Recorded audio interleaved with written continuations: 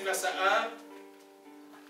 Je lis au nom du Seigneur. Amen, un peu fort mon frère. Ok. Après un temps assez long, durant la 3e année de la sécheresse, le Seigneur adressa la parole à Élie. Va te présenter devant le roi Akab, lui dit-il, car je veux faire tomber la pluie sur le sol desséché. Amen. Alléluia. Amen. Alors, frère Jimmy, tu continues, verset 41 jusqu'à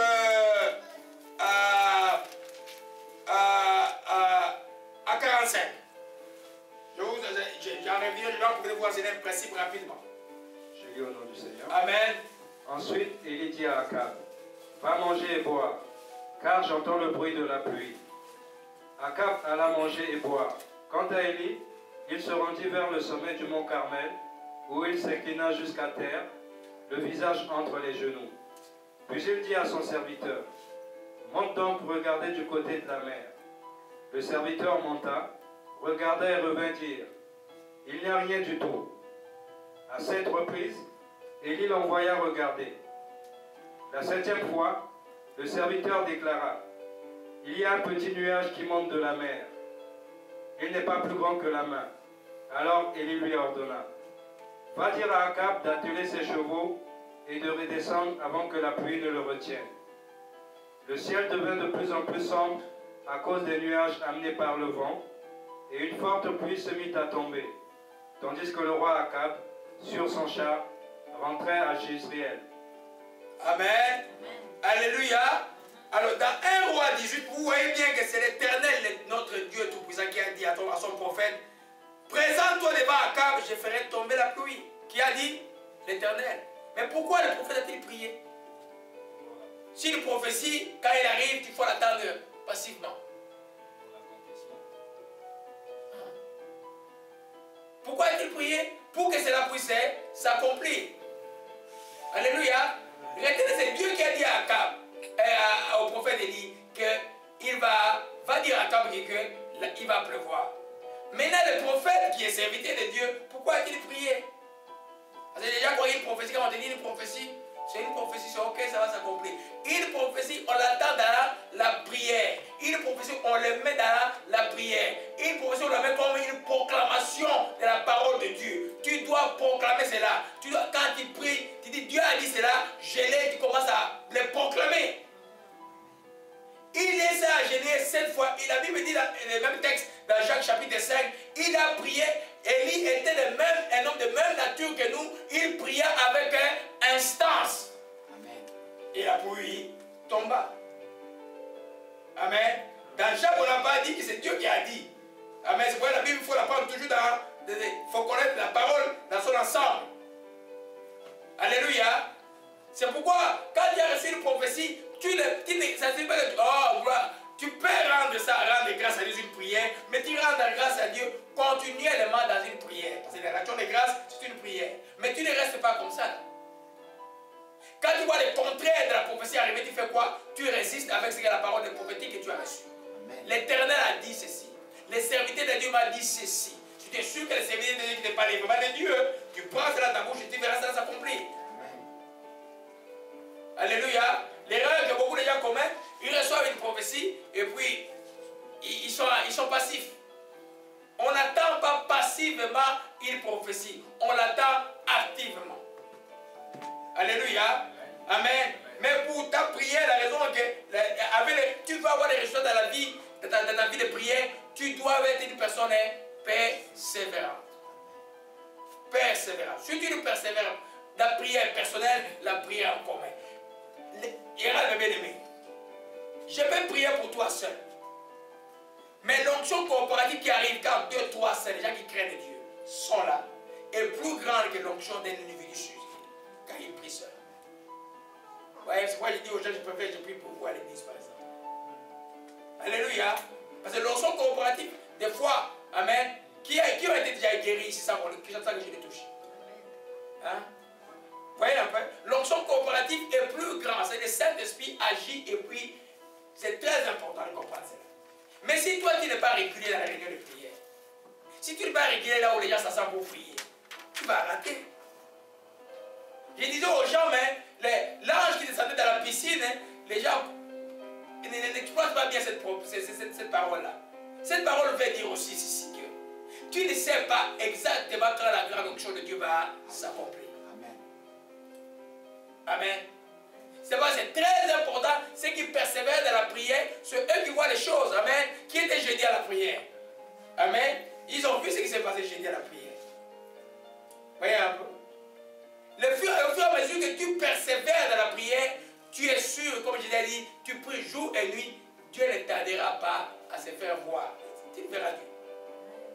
Alléluia. Quelqu'un qui va avoir les résultats de la prière, on a vu ça en détail, doit persévérer dans la prière. Alléluia. La septième chose que nous avons vu, c'est la persévérance. Oh, ma chicamarata, chicala. Alléluia. Il y a quelque chose de merveilleux que l'Esprit m'a donné. J'espère que je n'ai pas oublié mes commentaires. Merci, il va m'aider. Alléluia. Amen. C'est là dans ma tête. Alléluia. C'est la persévérance à pouvoir porter les fruits de la parole. Qui comprend cela? Amen. Mais là, je fais quoi ici là? Je prêche. Ok? Je parle de quoi? De la persévérance. Amen. En d'autres termes, je sème quelque chose en vous. Amen. On parle de la parole du semeur. Amen. Je sème la parole. La parole, quand elle est semée, vous l'écoutez, elle doit aller dans le cœur. Vous devez garder la parole dans le cœur. Vous ne devez pas permettre à l'ennemi de voler la parole de votre cœur pour que demain, la parole puisse porter les fruits. Les fruits de la parole, c'est quoi? C'est-à-dire que tu as écouté des paroles, par exemple, ne vole pas. Tu commences à penser que voler, c'est mauvais. Tuer, c'est mauvais. Tu ne voles plus. En d'autres termes, tu commences à porter ces fruits. Tu écoutes une parole simplement qui dit, comme nous avons enseigné, bénissez vos ennemis.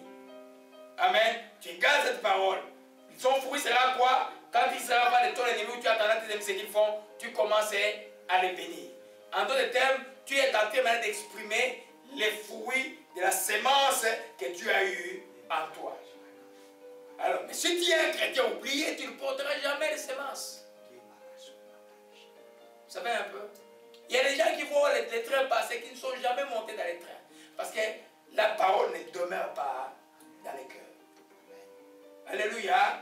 Amen. Juste rapidement, parce qu'on a déjà enseigné sur ça. Parce que dimanche passé, nos bien-aimés n'avaient pas suivi l'enseignement.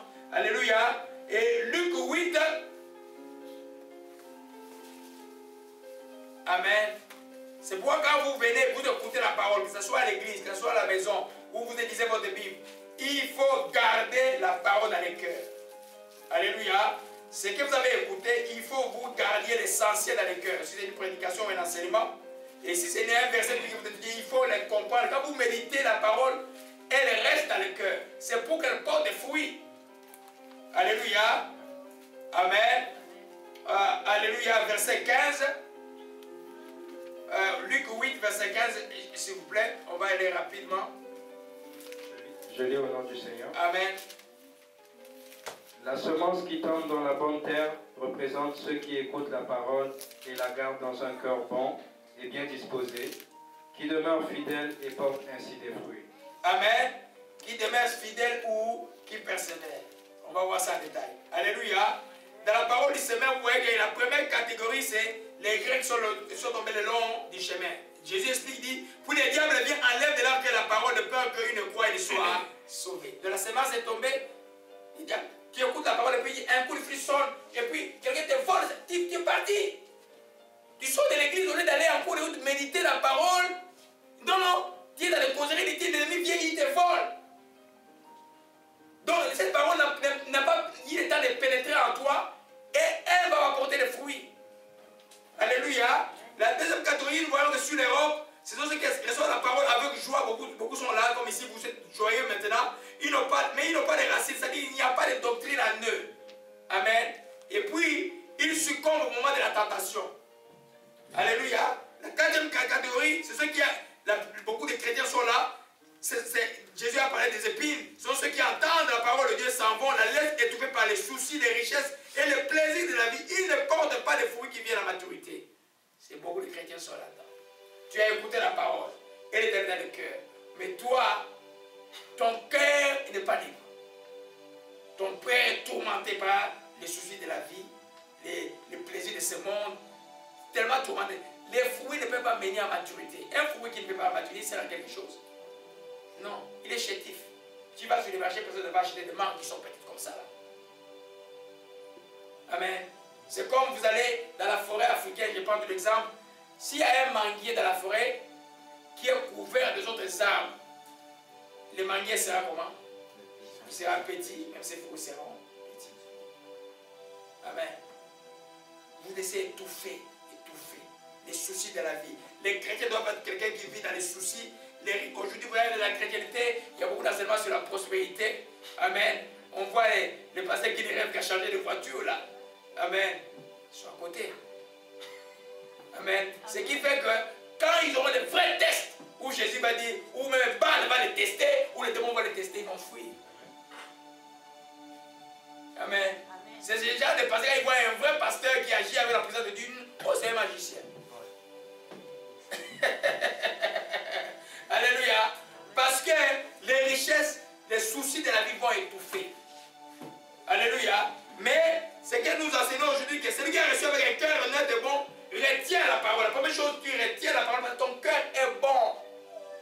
Si le cœur n'est pas bon, la Bible dit c'est l'abondance du cœur que la bouche parle. La Bible dit aussi, garde ton cœur plus que toutes autres choses, car c'est de nous qui viennent les ressources des vies. Si ton cœur est l'amertume, la parole ne peut pas rester là. Si ton cœur manque l'amour, la parole ne peut pas rester là. Mais dis, si ton cœur est bon, la semence de la parole qui est une semence pure va rester là. Et tu sauras la garder. Et puis, comme je dis, semence, ça prendra le temps et puis ça va porter des fruits. En d'autres termes, c'est que tu apprends, tu vas l'appliquer. Tu es dans la chrétienté depuis 3 ans, j'ai dit, oh, mais c'est vrai qu'il a 23 ans dans la chrétienté? Non, peut-être il ment. Parce que toi qui parles la parole, tu la médites et puis tu portes des fruits. Les gens regardent les fruits de la parole. Tout ce que nous vivons comme croissance chrétienne, c'est le fruit de la parole. Alléluia. Amen. Alors ces fruits-là, tu vas les porter avec persévérance. Parce qu'il y aura des événements contraires. L'obstruction de la vie, la distraction des gens du monde, des faux amis, des amis qui viennent pour te distraire, des gens qui veulent te distraire. Mais toi, tu dois voir manifester ce que la parole dit. Parce que fruit, ça veut dire manifestation. Ce que la parole dit. Quel que soit ce que tu vois, alors tu es un homme béni. Mais si tu n'es pas persévérant, il n'y aura rien. Alléluia. Mon Dieu, si je reviens sur ça, je ne terminerai jamais. Alléluia. Gloire à Jésus. C'est là où on a compris, mes bien-aimés. Alors, on a commencé dimanche passé parce que je vais dire des choses pratiques pour nous aider à comment être persévérant. On l'appelle, quand j'écrivais dans